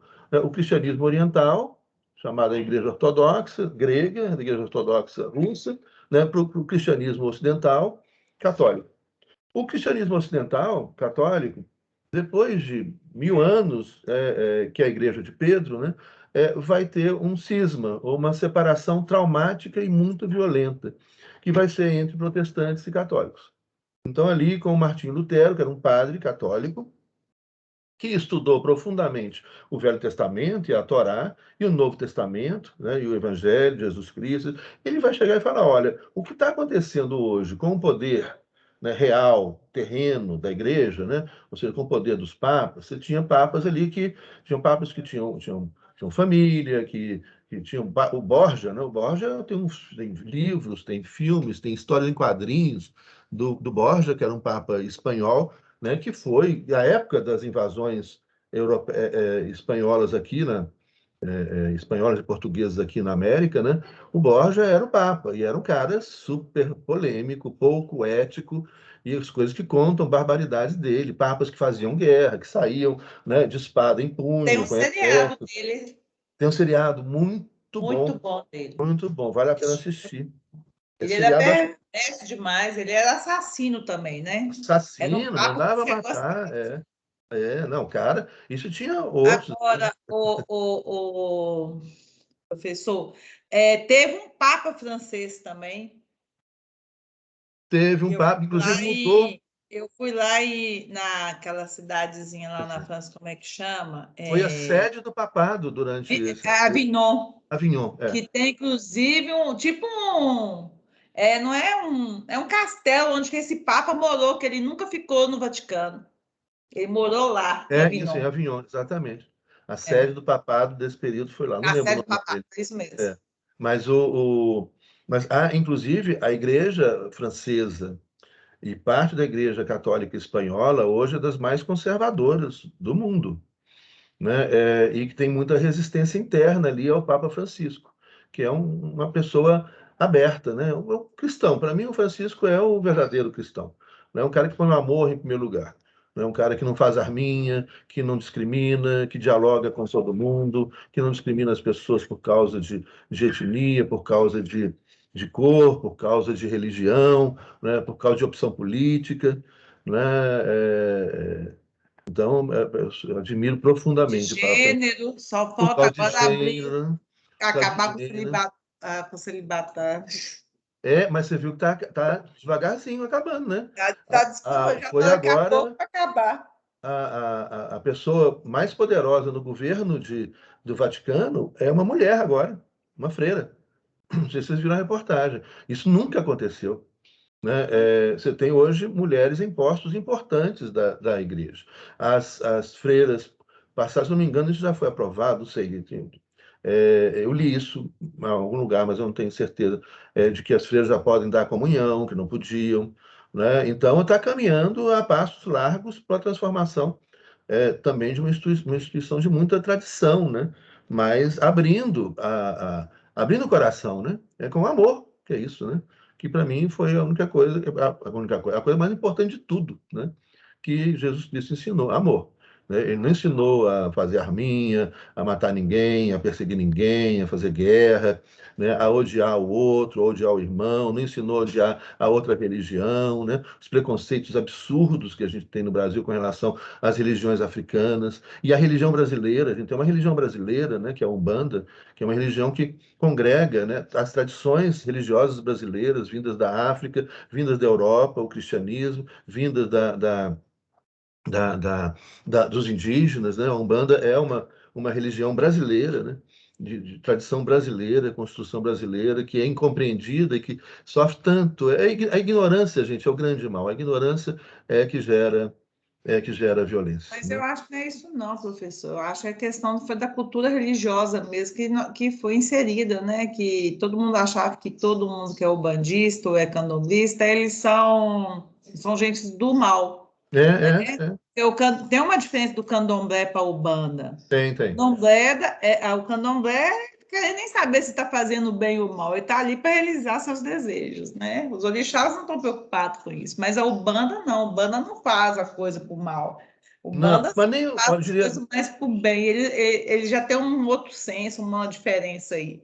eu diria assim, nem o candomblé, viu, Roseli? Eu acho Não, assim, você pode ter pessoas, é assim por como causa você das tem. mandingas que fala, É, né? Fala assim, aquela coisa de virar e falar que eu desejo para uma pessoa, a pessoa que quer uma pessoa vai ali, vai na encruzilhada, coloca o champanhe, é, vai pôr um baixinho. Então, existe essas crenças, essas coisas todas, né? sim, Principalmente na Bahia, no México também é enorme esse é, aspecto que é de uma América outra, Central. mais da bruxaria lá no México, existe a É. parte da bruxaria, né?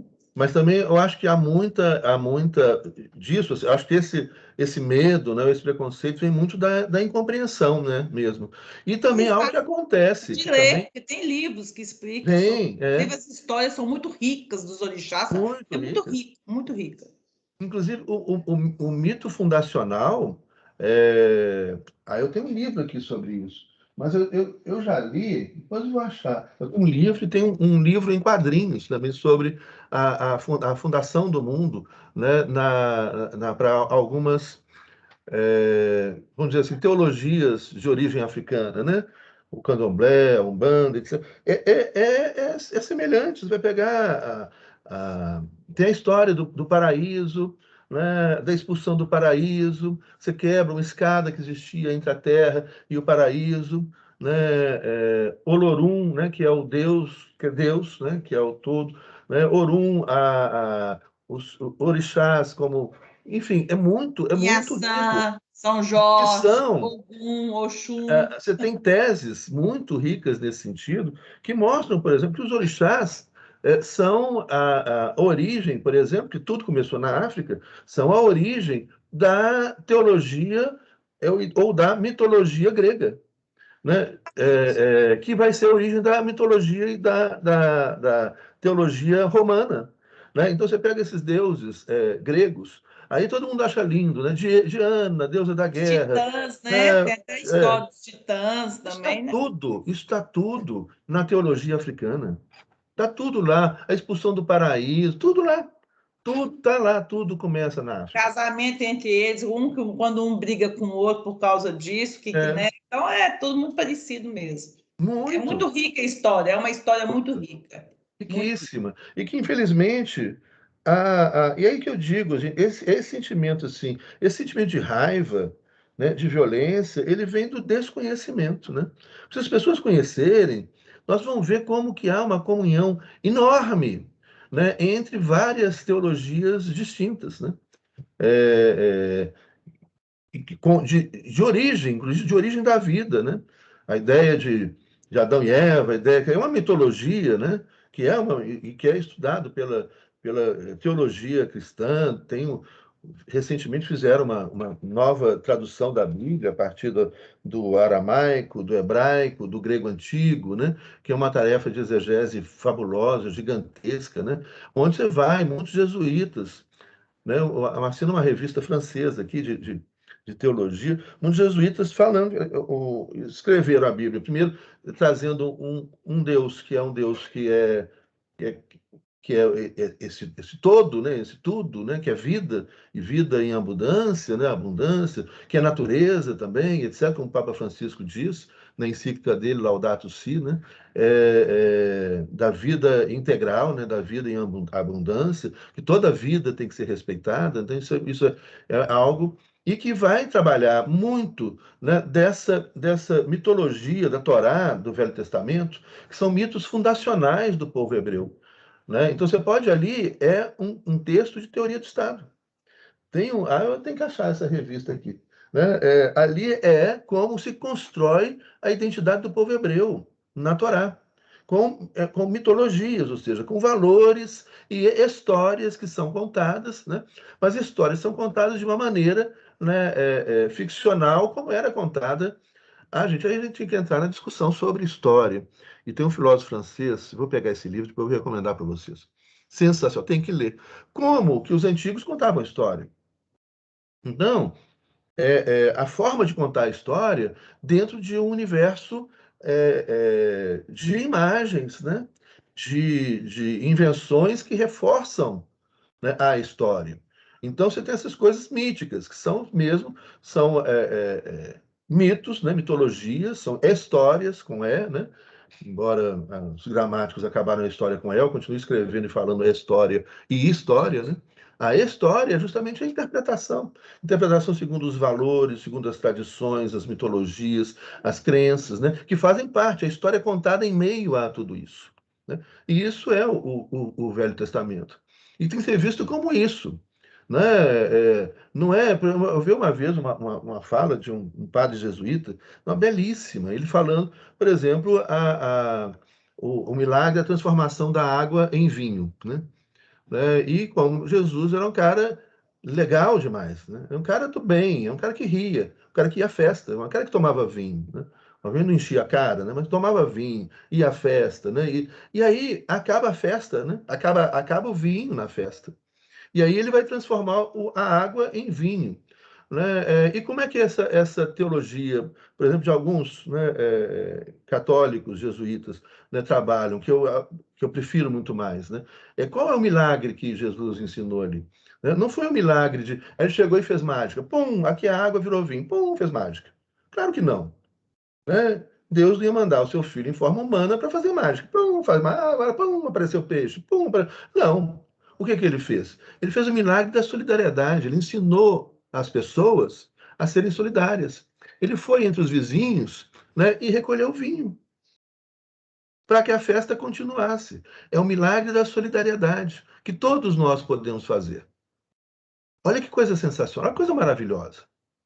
Olha que coisa humana. Né? É o milagre do ser humano. Nós podemos ser seres humanos melhores, solidários, bons, não violentos. Né? Uns vai lá no peixe, apareceu a rede, encheu de peixe. Não, ensinou a pescar. Né? Então, são milagres que nós podemos fazer. Né? Não, Pedro, a Bíblia ela tem que ser interpretada. A Bíblia foi traduzida para mais de 3.500 idiomas. Em cada idioma tem várias traduções. Né? E as traduções, você tem grandes problemas das traduções. Você quer ver um problema? Eu acho que eu já discuti isso com vocês, né? Só para dar exemplo do que eu estou falando. Né? É como você lê. Né? E óbvio que, primeiro, a leitura não pode ser uma leitura literal. Né? Não é mágica. Né? Não é leitura literal. Acabei de falar como os historiadores antigos contam a sua história. Eles contam a sua história por meio de mitos. Eles misturam a história real com a fantasia, com valores, né? Então, essa fantasia ela tem que ser lida como fantasia. Né? E é isso que dizem muitos teólogos, muitos não, né? Mas vários teólogos católicos contemporâneos. Mas, por exemplo, aqui, né, um texto do curso de Ciência da Religião, de Teologia, muito interessante. Por exemplo, tem um texto de São Paulo aos Coríntios, aqui, olha só. Diz o seguinte: então não sabeis que os injustos não herdarão o reino de Deus? Não vos iludais, nem os devassos, nem os idólatras, nem os adúlteros, nem os depravados, nem as pessoas com costumes infames, nem os ladrões, nem os avarentos, nem os bêbados, nem os injuriosos herdarão o reino de Deus. Olha, isso é uma tradução específica entre várias outras traduções que usam palavras diferentes. Aqui você tem um grande problema da exegese.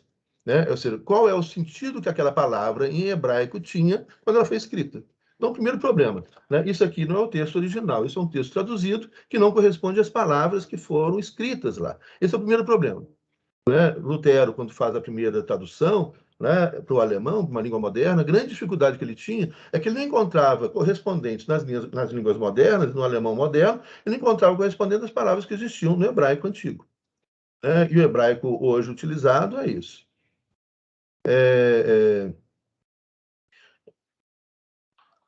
Pois é, Pedro, mas eu estou falando assim, eu discordo dessa interpretação literal. Assim. Então, mas respeito, claro. Né?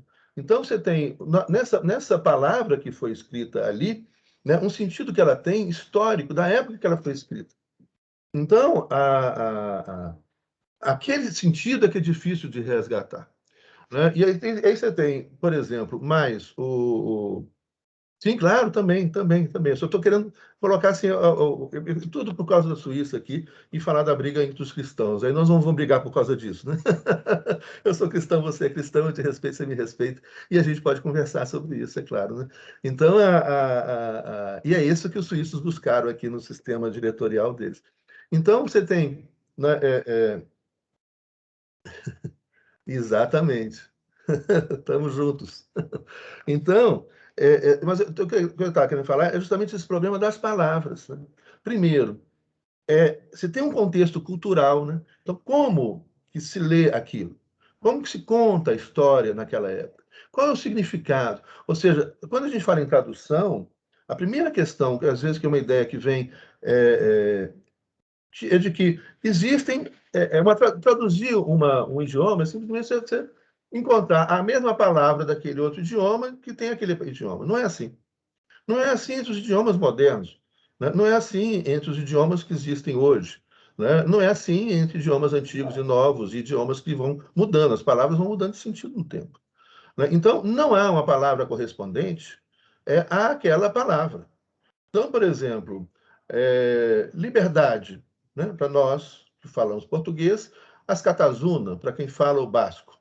Né? Será que é simplesmente traduzir? Olha, quando você fala ascatazuna para um basco, ele está entendendo liberdade para um português. Não. A história é diferente. O contexto é diferente. Então, as traduções são feitas por aproximações. E aqui eu estou falando de algo mais próximo, né? Que está... Vocês estão me ouvindo, gente? Congelou aqui a imagem. Algo próximo que está... Estão me Estamos te ouvindo? ouvindo, pessoal, só que Então tá. sua câmera travou mesmo. Parou assim. Então tá bom. Então, são aproximações. E o problema é que muitas vezes nem as aproximações são possíveis. Porque você tem uma ideia, né, um conceito, um valor em uma cultura que não tem em outra cultura. Então, o que você tem aí é um problema para traduzir, que Lutero vai enfrentar. Falou, olha, muitas vezes ele pegava então a palavra do hebraico, ele falava hebraico, né, ele conhecia o sentido daquela palavra. Mas como é que eu vou falar essa palavra em alemão? Não tem. Então, para ele explicar aquela palavra que existe no hebraico antigo, né, no hebraico que foi refeito, né, e hoje falado em Israel contemporaneamente, que vem desse hebraico religioso, mas que é adaptado, né, e hoje falado em Israel, como língua, né, como idioma oficial do Estado de Israel também, mas o hebraico lá é antigo, com conceitos, ideias e palavras que não existem mais. Então, como é que eu vou traduzir isso? Ele percebeu que não existem palavras que correspondem a outras palavras, não é assim. Não é essa troca, eu troco essa palavra por essa palavra. Não, existe uma ideia, ou existem ideias sempre, valores e ideias atrás das palavras. Né? Então, como é que eu vou? Eu preciso, para explicar aquela ideia, eu preciso de 10, 20, 50, 100 palavras para explicar aquela ideia. Esse é o problema. E olha o que grave esse problema aqui do texto, da tradução aqui, de uma das várias e várias traduções que tem para o português, né, de São Paulo, do grego antigo, portanto, desse trecho aqui. Então, não sabeis que os injustos não herdarão o reino de Deus? Não vos iludais, nem os devassos. As palavras devassos aqui traduzida, ela foi traduzida de várias formas para a língua portuguesa, e aqui no Brasil. A palavra devassos, né, significa o quê? Olha, então foi uma palavra que se tentou aproximar daquela palavra do que era ser devasso há 3.000 anos atrás, há 2.000 anos atrás. Né? Do hebraico é de 3.000, 4.000 anos atrás. Mas então, falar, o que significa aquela palavra há 2.000 anos atrás? O que é ser devasso há 2.000 anos atrás? Né? O que é ser devasso hoje? É óbvio que não é a mesma coisa. Né? Você procura, olha, então entender devassos. Devasso é um conceito cultural. Né? Então aí vem o primeiro problema. Qual é a palavra grega para devasso? A palavra grega para devasso é malakoi. O que significa malakoi? Malakoi, no grego antigo, não também no grego contemporâneo, né? Então, portanto, o grego contemporâneo não vai chegar e não vai ler o grego antigo, é um outro grego. Né? Esse grego antigo vai chegar e falar, malakoi. Malakoi é Malacói, ora. Né? Mas o que significa Malacói? Malacói é aquele sujeito espertalhão, mulherengo, é aquele cara que desrespeita as normas, as tradições, respeita as pessoas, né? É o sujeito, aquele sujeito maleável, aquele malandro que passa a perna nas pessoas. Né? Malacói significa, em grego antigo, mole. Mole. Olha que coisa. Então, se você fosse traduzir estritamente a palavra, não herdarão o reino dos céus os moles. Mas o que é ser mole? Né? Então, isso tem muita gente que fala isso, é o malandro, é o coisa. Então, só que, olha que loucura. Com esse não cristianismo, ou seja, com esse não, né, com a geração do ódio que a gente está vivendo, né, começam e crescem preconceitos que nunca existiram. Né? Você não tinha preconceito em relação a 68 mil dólares? Ou, se for franco suíço, é pior ainda. Barbaridade. Gente, eu não vou conseguir estudar lá, não. Eu estudei lá, mas foi com bolsa em instituição, né? Universidade pública. Né? Mas esses colégios para os magnatas, né? Filhos de magnatas, futuros magnatas, etc. Então, voltando aqui à palavrinha, né, o malacói, então, é mole. Mas o que entendeu? Quando você falava uma pessoa, você é um malacói, Você estava falando o quê naquela época? Né? Esse é o grande problema. E aí, com esse momento que a gente está vivendo, de tanto ódio, tanto preconceito, né, são criados preconceitos que não existiram. Por exemplo, um preconceito inventado no século XIX, né? O homossexualismo. Isso é um preconceito que foi instaurado na modernidade. Modernidade ela que é masculina, branca e masculina. Né? Então, aí você vai querer, então, infiltrar isso, essa ideia, vai querer levar isso para todos os lugares, inclusive para a tradução da Bíblia. Aí você sabe como é que traduziram? Tem uma versão que chama a Nova Versão Internacional, NVI, que traduziu a palavra malakoi, com tudo isso que eu acabei de explicar, pelas seguintes palavras, né? Não entrarão no reino dos... Então não sabeis que os injustos não herdarão o reino de Deus. Não vos iludais. Não entrarão os homossexuais passivos e ativos. Teve uma pessoa que traduziu malakoi por homossexual ativo e passivo. Conceito que não existia em absoluto de forma nenhuma, nem no hebraico, nem no grego antigo, nem na antiguidade. Porque não tinha preconceito com isso, não tinha preocupação com isso. Né? E quando se fala em Sodoma e Gomorra, não era... Ali você está falando, é justamente desse desrespeito. É outra coisa que você está falando. É outra coisa. É outro contexto. É outra cultura. Né? Olha a gravidade disso. Quantas pessoas, né, não suicidaram por causa dessa tradução aqui? Vocês sabem? Né? Olha o que se consolidou socialmente. Quantas jovens, né, não suicidaram, que foram discriminados pela sua família, que acreditou que a palavra de Deus é essa. Como? Como? Uma palavra de desamor, de preconceito, de raiva, né? Quando você expulsa seu filho de casa, discrimina ou sujeita seus filhos a vexames. Olha, que maluquice isso. Isso não tem nada a ver com cristianismo, nada a ver com valor. Como é que você traduz isso? E é má fé, é má fé. É óbvio que é má fé. Você não pode traduzir malakoi por um conceito que nem sonhava existir há 2000 anos atrás. Né? Homossexual ativo e passivo. Olha que grave. Olha que grave.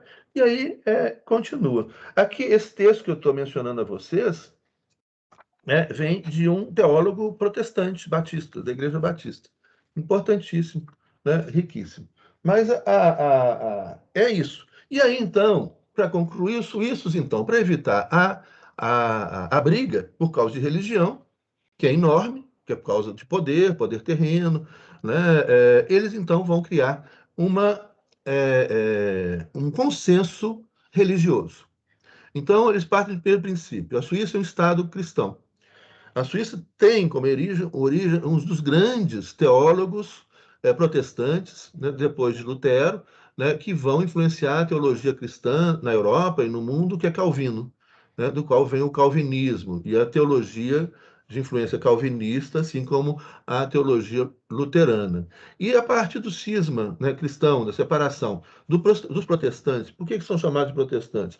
Quem pode ser historicamente chamado de protestantes são os luteranos, né, porque são aqueles que vão seguir Lutero, que faz um protesto contra as práticas realizadas pelos papas, né, de riqueza, de dinheiro, de poder e etc., que não tem nada a ver, né, com o cristianismo. Lutero denuncia isso, né, e cria uma religião austera, né, então, onde não vai passar o dinheiro por aí, ou os símbolos de riqueza dos papas daquela época e etc.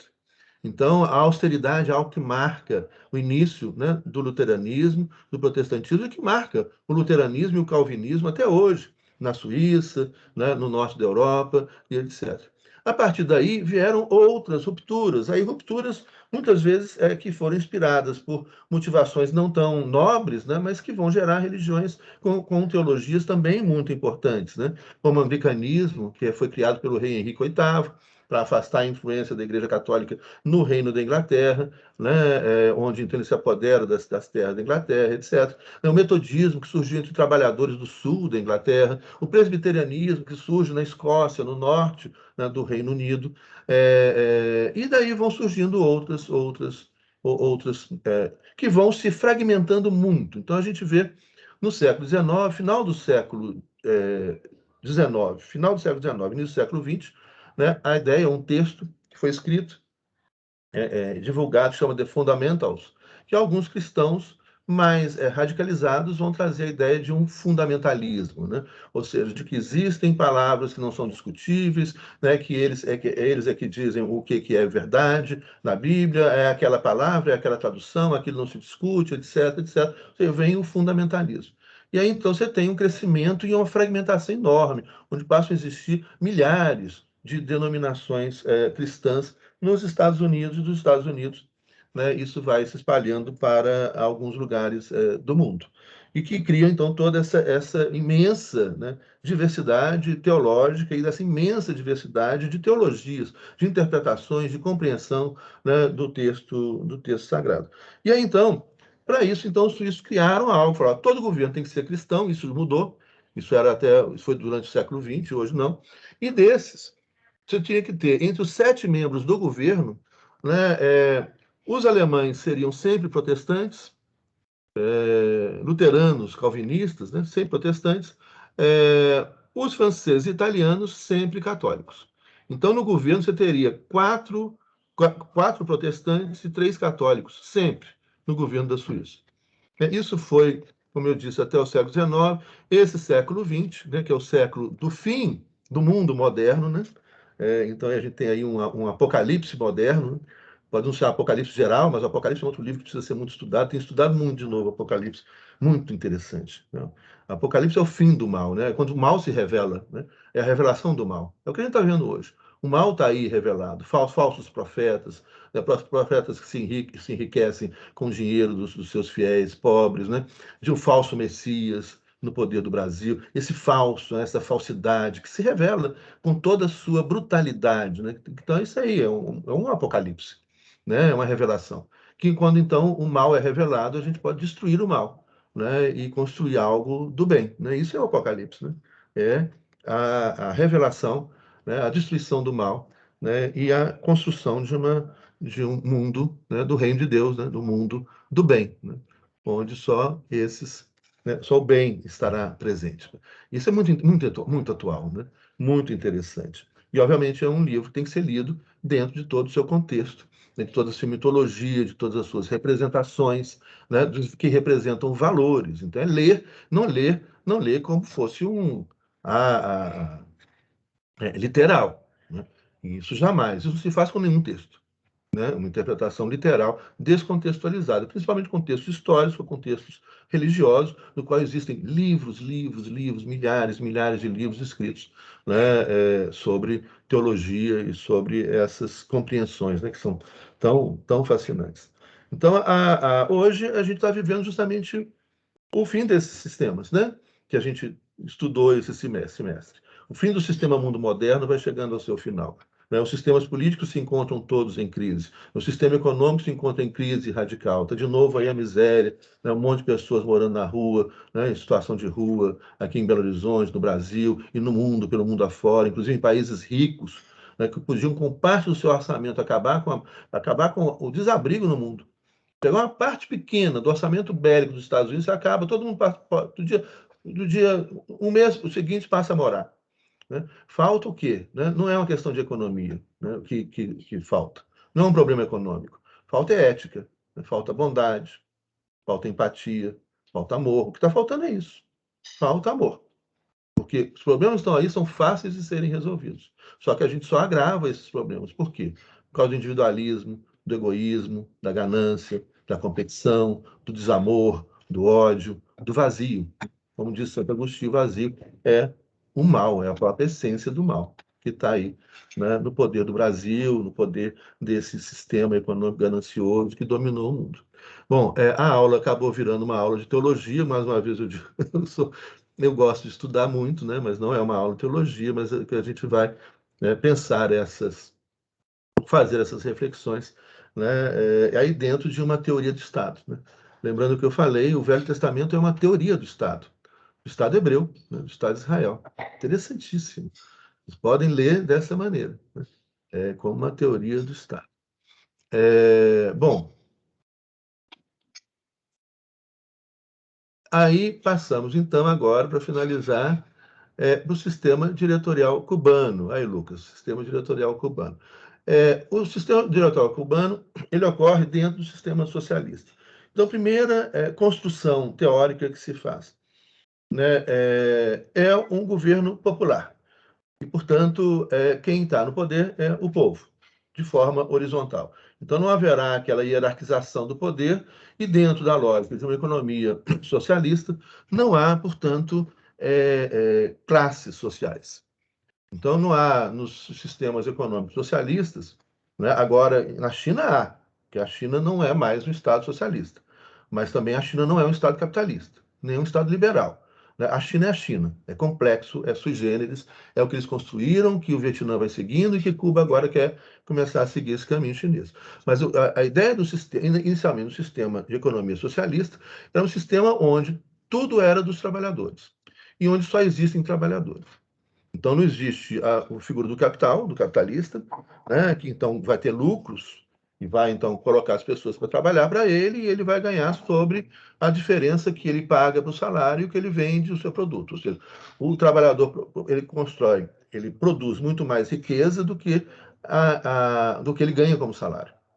É justamente esse excedente, chamado de mais-valia, que é a essência do capitalismo, né, dentro do seu conceito universalmente mais trabalhado, existem vários conceitos, né, mas, que é a ideia de que você tem, então, você tem uma empresa, você é dono das máquinas, é dono do estabelecimento da empresa, você montou uma empresa, etc., você contrata pessoas, essa pessoa produz de riqueza, né, com suas máquinas, etc., 100, por exemplo, 100 alguma coisa, 100 ouros, né, de riqueza, você paga para ela de salário 1 ouro de riqueza, né, usa os 5 ouros do estabelecimento que foi usado, o desgaste da luz, da energia, das máquinas que foram usadas, né, você paga isso com 5 ouros, né, e os 94 ouros restantes é o lucro que sua empresa tem, que você vai usar para reinvestir na empresa, ou que vai usar para comprar uma mansão, comprar um jatinho, comprar um carro caríssimo, um carro de 6 milhões de dólares, um carro para ter uma vida boa, para sua família ter uma vida boa, etc. Mais do que vida boa, né? Para ter uma vida com muito luxo, muita riqueza, etc. Bom. Então, numa economia socialista, isso não pode acontecer. Então, não há lucro, não há juros, que é você emprestar o dinheiro e o dinheiro gerar dinheiro, não há juros, e não há tributação também, né? E não há renda, ou seja, a pessoa, então, é a propriedade gerando dinheiro, ou seja, são aluguéis, a pessoa não trabalha, mas tem um monte de propriedades, né, aluga essa propriedade, a pessoa tem um monte de carro e usa para Uber, a pessoa tem um monte de placas de táxi e usa para explorar o trabalho do cara, vai ter que pagar uma diária, ainda vai pagar a gasolina, o desgaste do carro e sobra ainda pouco para ele, ou seja, essa ideia, então, de você usar, isso é renda, isso não é trabalho. Então, a pessoa usar, né, a renda, né, para ganhar dinheiro. No socialismo, nada disso é permitido. Você tem uma única maneira de ganhar dinheiro, trabalhando. Então, é uma sociedade de trabalhadores, que são, portanto, os trabalhadores são donos de tudo. Daí que você não precisa ter vários partidos políticos, porque não existem vários grupos de interesse. Existe um único grupo social, trabalhador. Todo mundo tem que trabalhar. Todo mundo é obrigado a trabalhar e só há um jeito de se sustentar, com o trabalho. Então, isso repercute na ideia da construção de um partido único, que é o Partido dos Trabalhadores, unificados, juntos com um projeto comum. Isso, então, vai fazer com que você crie, no sistema cubano, soviético, Europa Oriental, Polônia, Hungria, Tchecoslováquia, Bulgária, Romênia, Albânia, cada um com lideranças diferentes, com histórias diferentes, com mais autoritarismo, com menos autoritarismo, com períodos totalitários, como foi o período stalinista, etc. Um monte de distorções, como acontece com qualquer outro sistema, com qualquer outro regime, em qualquer outro país. A gente já estudamos todas as distorções que vão existir. Você vai criar, então, esse sistema adaptado à realidade do Estado socialista. Então, como é que é o sistema diretorial? Vamos falar do sistema diretorial cubano. Ele começa na base, ou seja, você tem uma estrutura de um Estado unitário, mas onde você tem a Assembleia Nacional, que é o grande poder de Cuba, que é a Assembleia Legislativa. São os deputados nacionais. A Assembleia Nacional cubana, você tem as assembleias provinciais, a Assembleia Nacional é eleita pelo voto direto do povo, para mandato de 2 anos, os deputados nacionais. Você tem as assembleias provinciais ou regionais, são as regiões que são divididas a ilha, e as assembleias populares locais, que é o equivalente à Câmara de Vereadores, né? Uma Assembleia Provincial. Todos os órgãos colegiados, todos eleitos pelo povo, e não precisa ser filiado a nenhum partido político para ser eleito. Então, é o que eu comentei, assim, eu vi essa coisa funcionando. Todo mundo já foi representante, ou local, ou provincial, ou regional, né? Ou então nacional. A renovação é muito grande. Por quê? Porque não há salário.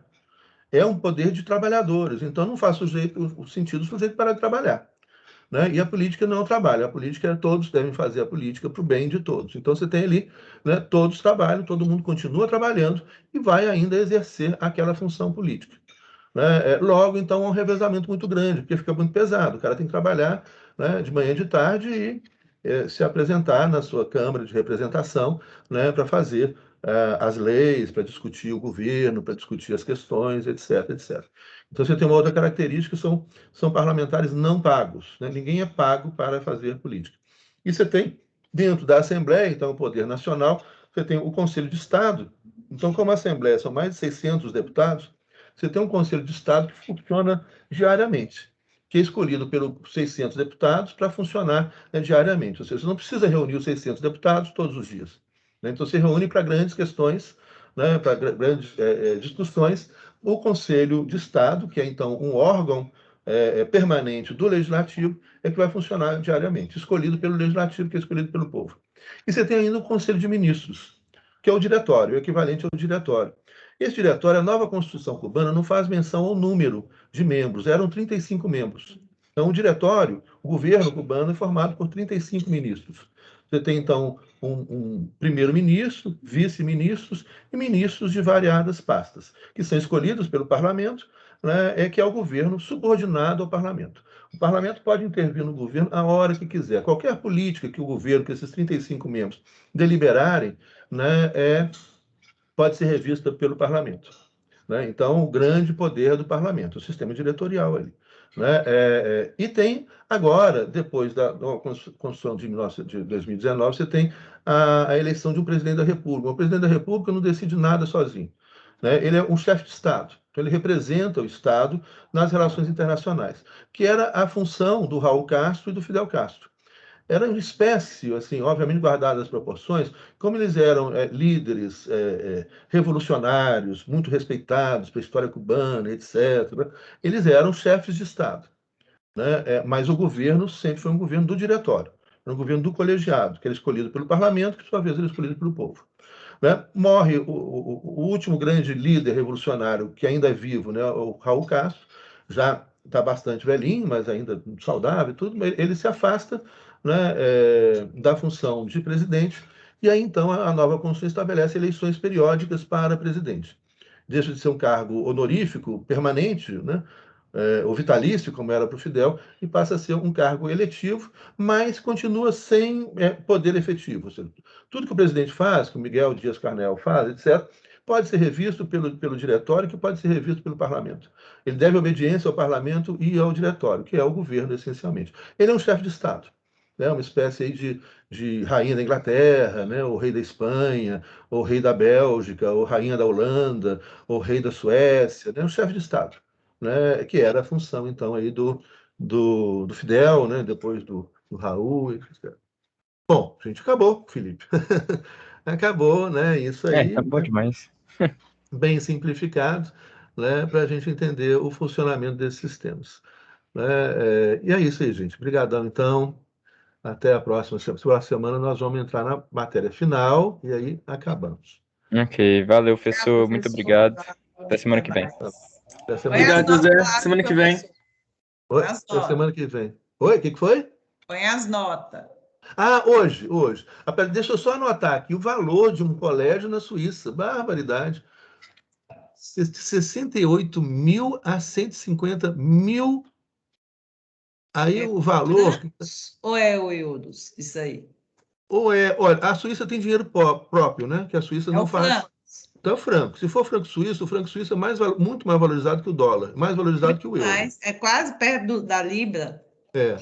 Então, você imagina, se for 150 mil francos suíços, né, é mais do que 150 mil euros, que é mais do que 150 mil dólares. É caro. É, cara. É meia dúzia de pessoas no mundo, né? Até semana que vem, professor. Até Obrigada. semana que vem. Tudo de bom.